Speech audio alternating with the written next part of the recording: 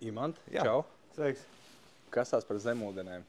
Visu ūdeni, ko tu mājā izmanto, ja tu nevari laist pilsētas kanalizācijā vai ciema kanalizācijā, tad ir jāliek bioloģiskā attīrīšanas iekārta.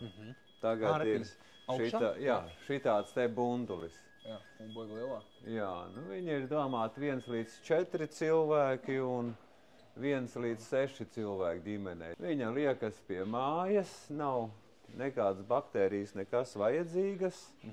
Rokas zemē, savienojas ar māju un pēc tam aiziet uz drenāžu lauku taisa, teiksim, ja nepietiek, nu, kur ūdens nāk līdzi kompresors, kas piesūcina gaisu un tāpēc sārdas visi sūdi, atkritumi, tauki un tā. Un tā viņš notekas tīrs ūdens. Tas ir, nu, pēc jauniem noteikumiem vecās iekārtas nedara, jābūt jau ar gaisu, ka irdina.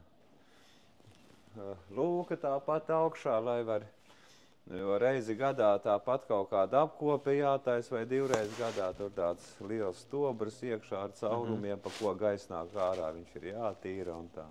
Un tagad ir akcija, laba cena, piegāde visā Latvijā ir pa brīvu bezmaksas.